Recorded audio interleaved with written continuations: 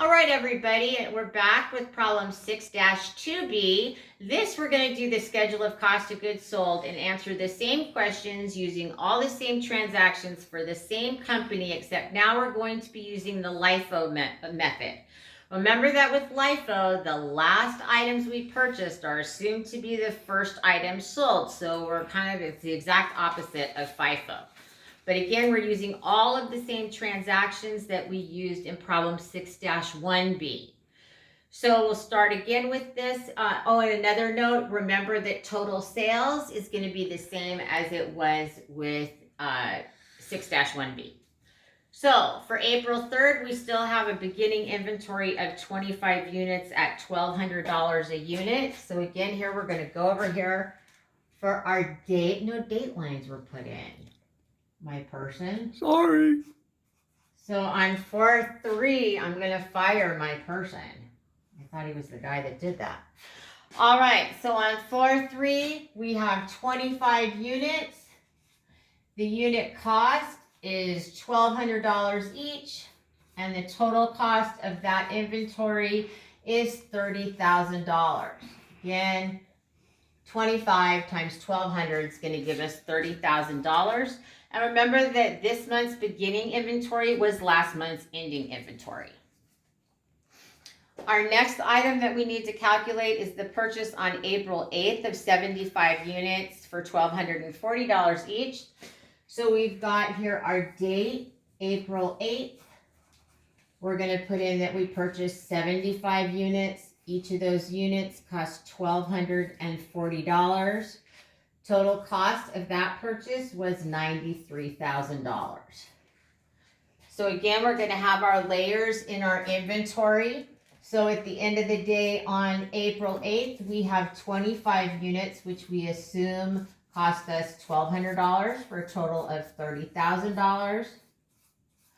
And we have the 75 units that cost $1,240 each for a total of $93,000. So the first place where we're really going to see a change here is with this first sale. So we've got a sale on April 11th of 40 units. So we've got April 11th. We know we're selling 40 units. With the last in, first out method, we're going to do the most recent purchases, or where we're going to assume our sales are coming from. And that's the 75 units we purchased on April 8th. So we're going to assume that all 40 of the units sold on the 11th came from this batch, so that each cost $1,240 for a total of $49,600. And what we have left are the 25 units at $1,200 each for $30,000. And then I've got 35 units left from the April 8th purchase at a cost of $1,240 each for a total amount of $43,400. So you can see how this works. Now we're going to look at our older items, where we're picking items that we're selling from. So we have another sale on April 30th of 30 items. So on April 30th, we sold 30 items. As we're going to our youngest inventory items, we're going to take it all out of the purchase from April 8th. So we're going to say that all 30 of those items cost $1,240 for a total of $37,200. And then we have the 25 units left at $1,200 for $30,000. And then we have 5 units left at $1,240 for a total of $6,200. So if you were asked what's the value of ending inventory on hand on April 30th for the April statements, the amount in ending inventory would be $36,200 made up of these two layers.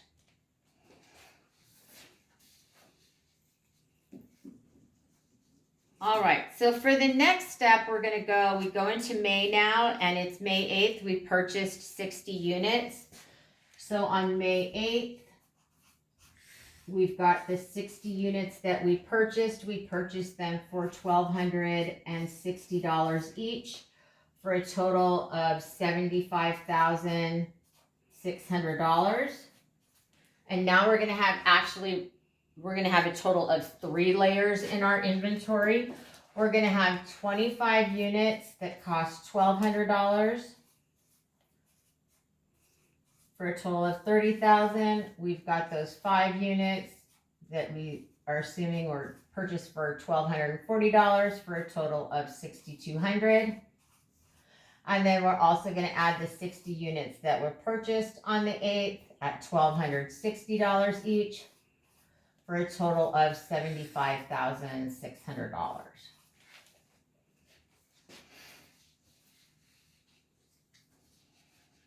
All right, now we've got a sale on the 10th of 50 units. So on the 10th, May 10th, we sold 50 units. With last in, first out, we're going to go to the last items we purchased, and we'll assume those are the first items sold. So we're going to take all 50 from the from the $1,260 layer. So we've got 50 units times $1,260 each. That's going to be $63,000 as the cost for that sale. And then what we have left over are the 25 units at $1,200 each for $30,000. The 5 units at $1,240 for $6,200. And then we have 10 units at $1,260 for a total of $12,600. And yes, I'm no better at doing math in my head at home than I am on campus. That's all my cheat sheets. All right, so the next sale that we have is on the 19th, and we sold 20 units on the 19th. So if we're looking over here, even though we only sold 20 units on the 19th, we have to figure out where they came from. So we're going to assume that the first 10 of those units came from the 10 units at $1,260 each. So that's $12,600. We're going to assume the next 5 units came from the next layer that was $1,240 or $6,200. And that we've got 5 out of our last layer at $1,200 each. And that one is for a total of $6,000. And that what we have in ending inventory is 20 units of the $1,200 batch for a total of $24,000. So you can imagine how many layers you can be working through if you're a Walmart or a Target and you've got numerous orders that are coming in every day at different amounts that you're paying for them, and you have to keep track of all that and assume how items are coming in and going out. All right, so obviously we're running low on inventory by the 19th. So on the 28th, we purchased 80 units for $1,260. So we have 528. We purchased 80 units. Each of those units cost $1,260 for a total of $100,800. And now we've got 2 layers of inventory. We've got our 20 units at $1,200, total $24,000. And we've got our 80 units at $1,260 for $100,800. And let me put my dollar signs up here so I'm consistent. So again, now we've gone through all of May. So we've got the 4 June transactions left that we have to take care of. The first one in June is we sold 40 units. So on June 5th, we sold 40 units. Our newest layer, the last in, were the $1,260 units. All 40 of those we're going to assume came from that layer at $1,260 each, and the total cost for that sale is $50,400. Okay, that leaves us with 20 units at the $1,200 mark for $24,000, and 40 units at $1,260 for $50,400. Then on the 16th, we sold another 25 units. So we sold 25 units. Again, we're going to assume that all the ones are going to be from the $1,260 layer. So we've got 25 units times $1,260 equals $31,500. And we are left with 20 units at $1,200 each for $24,000, and 15 units at $1,260 each for a total of $18,900.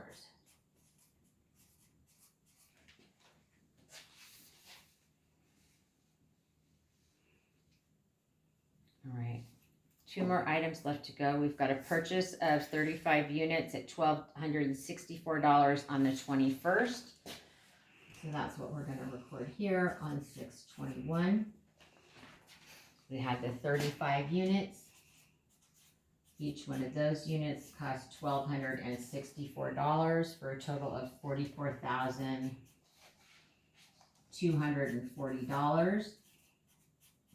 Again, we're going to end up with 3 layers. We're going to have the $20, the 20 items back from beginning inventory that cost us $1,200 each for a total of $24,000. We have the 15 units from the $1,260 a piece layer for $18,900. And then our most recent purchase was the 35 units that we paid $1,264 for a total of $44,240. So then the last item to go, the last transaction to record is the sale on the 28th of 44 units. So we've got 6/28. We sold 44 units. Of those 44 units, we're going to assume that we sold all 35 that cost us $1,264.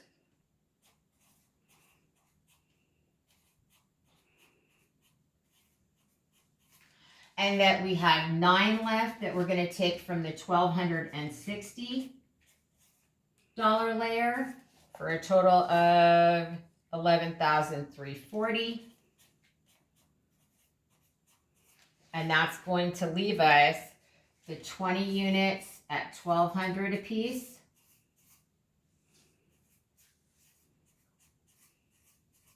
And we're going to have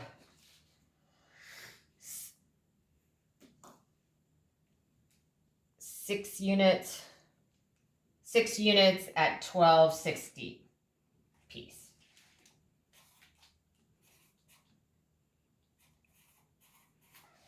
For a total of $75.60.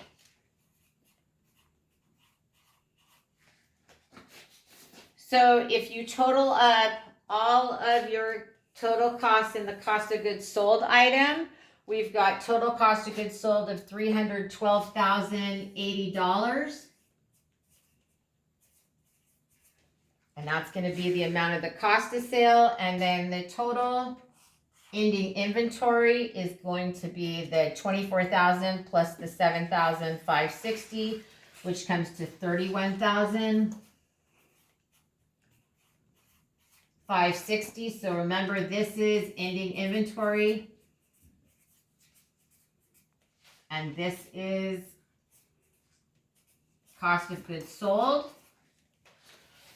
So then in the second part of the problem, they ask us to, I'm going to pause right now for a second.